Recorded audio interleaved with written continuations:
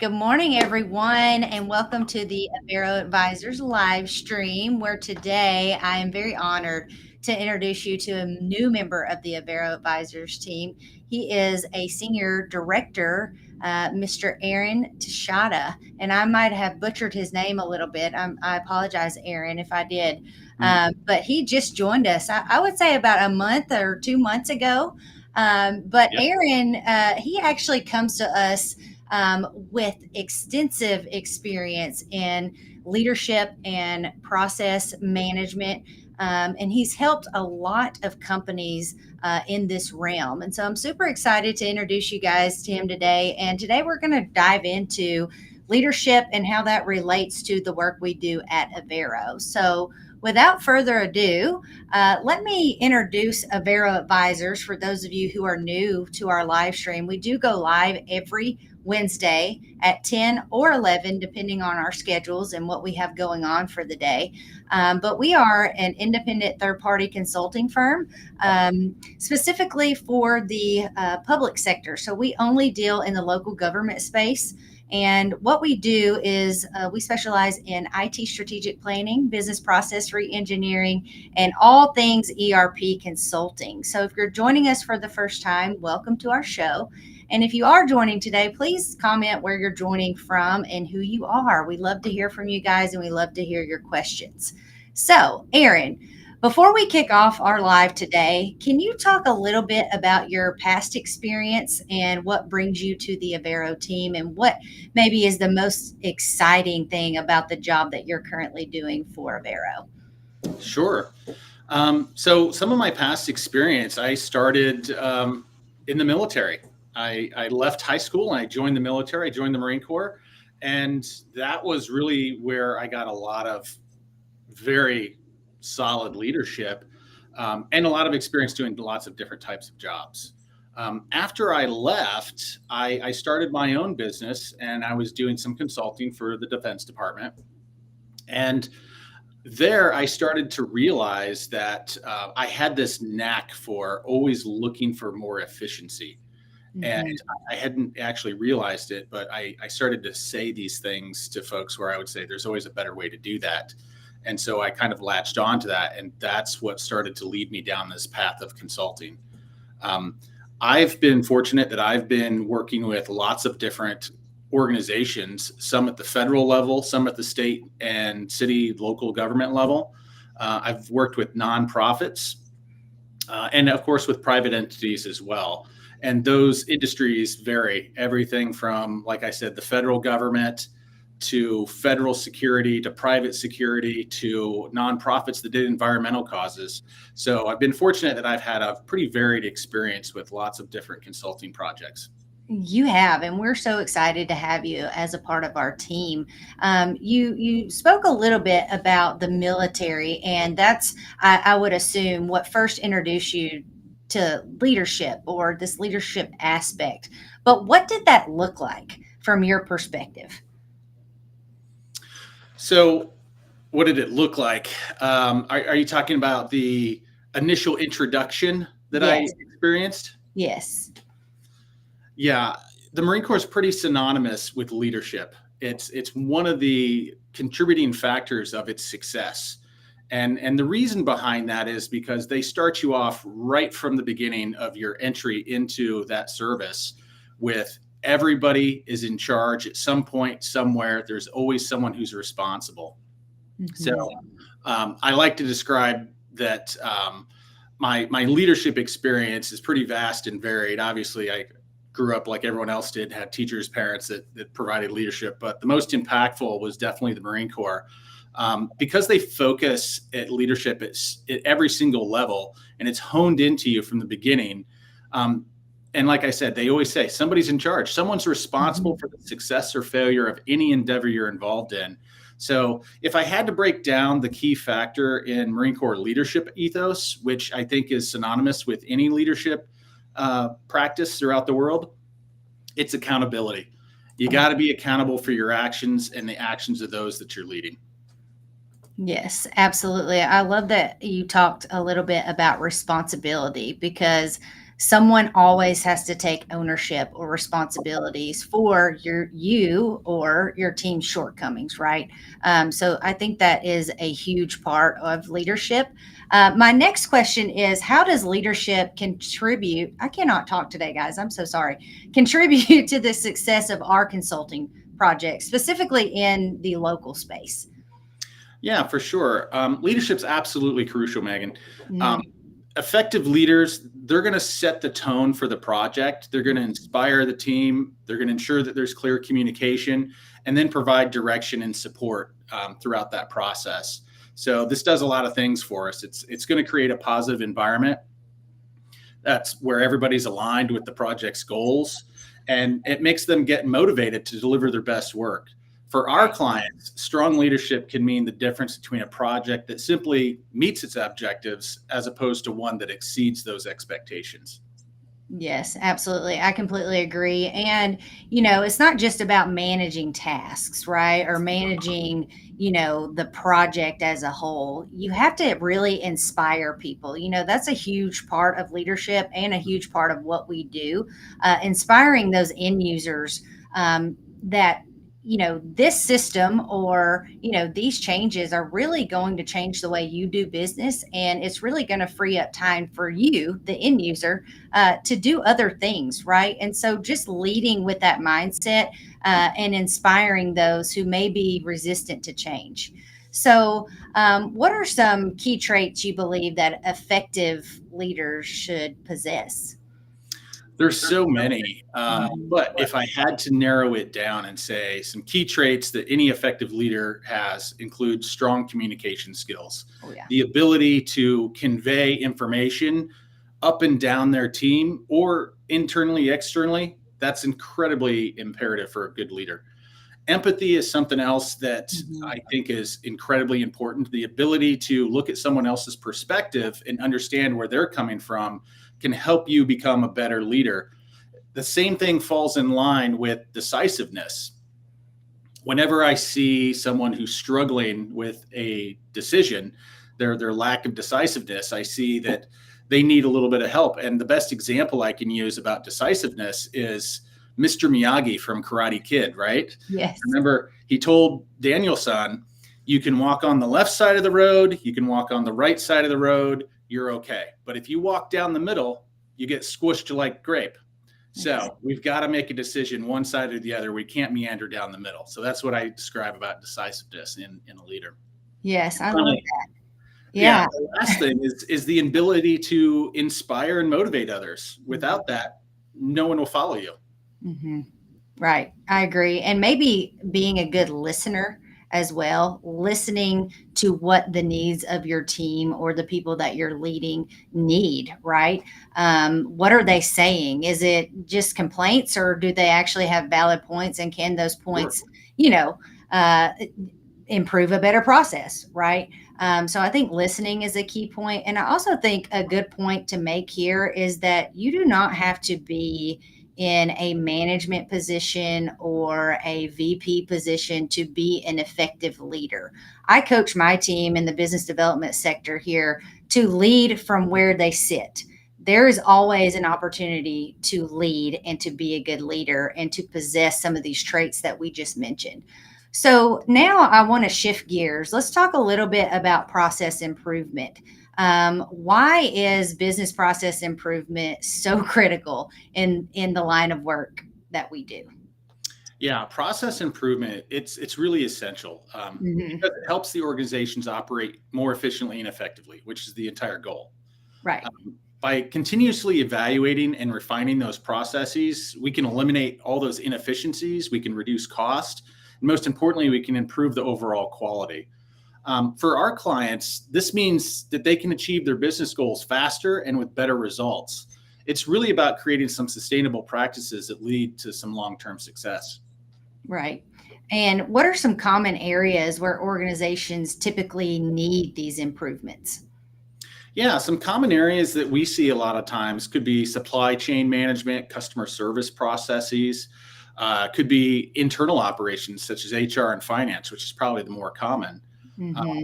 this is why our clients hire us to manage their ERP selection and implementation projects. they're not experienced all the time, or they're certainly not resident experts when it comes to this ERP implementation. So we've utilized our process improvement to focus that with the client so that they can help streamline the task and help our client improve their organization. Well, and a lot of times they just don't know what they don't know, right? They've been doing the same process for years, 30, 40 plus years, right? And so, that process has trickled down from generations, right? And so sometimes they just don't know what an effective cloud-based system can really do for them. I think a good key indicator is, what are those processes where you're using maybe an Excel spreadsheet, or it's taking you 15, 16 steps to do something as simple as, approve an invoice. So just looking at those clunky processes and where you're going outside of your main system to complete that task. I think that is a real key indicator. Yeah. Yeah. Do you have any comments on that? Well, that's actually one of the things that you'll see happen a lot is there's a lot of resistance to change, but you look at it and say, well, we've been doing it this way for so long, it's working. Sure, but with the introduction and integration of new technologies, there's ways to make things so much more simpler and so much more efficient that's usually where you'll see some of the holdups when it comes to implementation. Absolutely. And, what's kind of sad is that some of the clients that we deal with, they've never seen a newer, more modern cloud-based system and how it operates. So one of the things that we do from the very beginning, sometimes we'll bring some of our vendor friends in and we'll say, hey, can you just come in and do a 30-minute to an hour demo just to show these folks like, hey, this is how a newer modern system operates, because they just don't know what they don't know. And so, I think that's key. And I love that your team does that for our clients. I think it gives us a leg up. So how do you think leadership and process improvement really complement each other? They absolutely do. That's a great question, Megan. So effective leadership really drives the process improvement. So leaders are going to set that vision and create the culture that values that continuous improvement. So that's how they're kind of working together. They're going to encourage their teams to look for ways to enhance processes and support them in implementing those changes. So in turn, process improvements can make the leader's job a lot easier by providing them with more efficient and reliable systems to manage. Absolutely. And what about those clients, those end users who are resistant to change? How can key leadership skills really change the mindset of those who may be resistive to all of these new changes? Yeah, it's a process. We call it organizational change management. And one of the points behind it is to help everyone understand we're all on the same team and we're all moving in the same direction. Essentially, it comes down to, or I like to say it boils down to, this is going to make your life easier. And showing them we're not taking jobs, we're adding to your efficiency by integrating this new technology or this new system. Right. And this is going to encourage you to really utilize your strengths, right? To do other work and to make other changes, right? And I think a lot of times you all are really good at coaching the legacy, right? The legacy that these people are going to be able to leave behind to the next generation who are coming in behind them. What advice would you give to those who are looking to enhance their leadership skills and implement process improvement in their organizations? Sure. Yeah. I would start by fostering a culture of open communication and continuous learning. You've got to encourage your team, share their ideas and their feedback. And on top of that, you've got to invest in training and development so that you can build leadership skills across all levels of your organization. And going back to my Marine Corps example, that's exactly how that system is designed, so that everybody is taught to become a leader, because they could be a leader at the drop of a hat. So I wouldn't be afraid to embrace change. And that's something that you've got to impart with your team, with your organization, is don't be afraid to embrace this change. And then process improvement, it often requires stepping out of your comfort zone and trying new approaches. It does, and coaching your teams to do that, right? And really trying to get them to see the overall bigger picture, right? This is why we're making this change. This is going to save us money or whatever the outcome is. Mhm. I think being outcomes based is very important. Making sure that your teams know like how this is going to change the organization as a whole, not even the organization, but the city or the county or the transit authority as a whole. It's not just affecting you, it's affecting the entire team. So do you have thoughts on what I just said? Well, I would say, yeah, in general, that's really the big picture here is that Hmm. we're looking to make everyone's lives easier. We're Yeah. looking to bring everyone up to speed. And some of that requires bringing in new technology. And it's scary for some folks. They, like I said, can sometimes feel as though their jobs may be in jeopardy, which is really the opposite. We're trying to make Hmm. their jobs easier. So when you look at it in the big picture, if we just looked at it in the sense of this is an enormous savings of time, effort, energy, all those things, it's all positive things that we want to do. And that's why we want to integrate this new technology, for example. Yes, absolutely. And I try to coach my team to think like a business owner, right? Mhm. Or think like a CEO. If you were the CEO of, the proposal coordinator, right? If that was your business, what would be the best decision for your organization? From a time standpoint, from a money standpoint, what would you do if this was your business? And I encourage my team to think like that. What would you do? So I think that's important as well. What are some of the things that you do with your team, Aaron, where maybe leadership is lacking or it's ineffective, specifically with your team? And then we'll shift to client, and how you cope with that. But first, let's talk about your team and maybe where leadership skills are lacking. How do you coach to that? Yeah, well, obviously, the first issue is you got to be able to identify that that is what your problem is this leadership gap. Yeah. The best way to do that is to lead by example. This is what we want to do. This is how we want to get there. Provide that vision and then open that up for folks to be creative and say, how could we get there? Mm-hmm. You've got to give them a little bit of guidelines here and there, but I refer to them as your left and right lateral limits, if you will.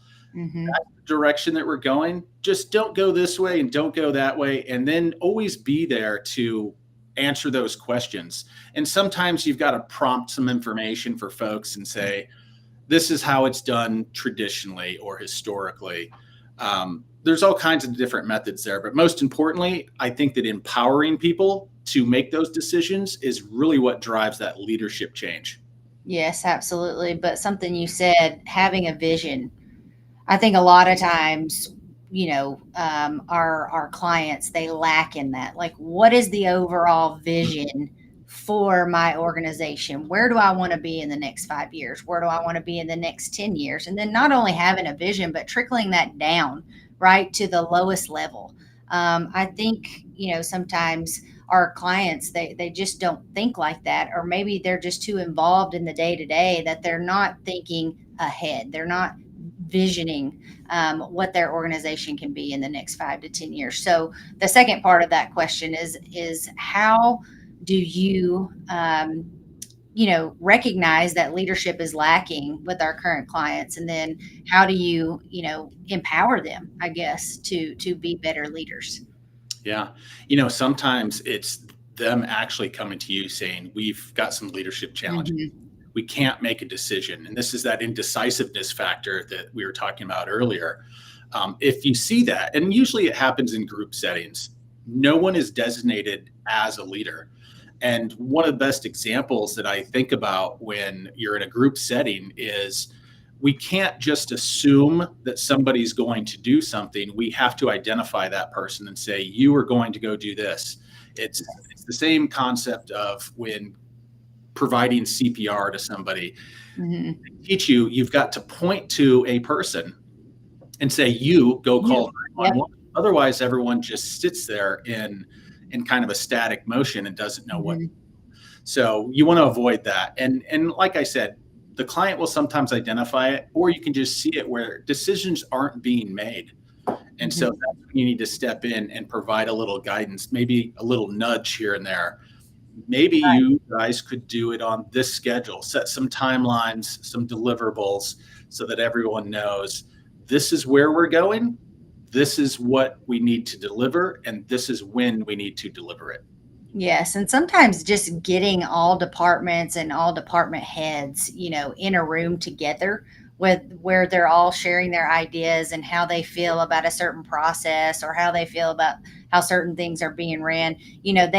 That's sometimes the first time they've ever come together and had like an open discussion. So us being in the room and providing that sort of third party, unbiased opinion, we can actually share what we've seen across organizations across the United States and give them that advice. So I think that's great.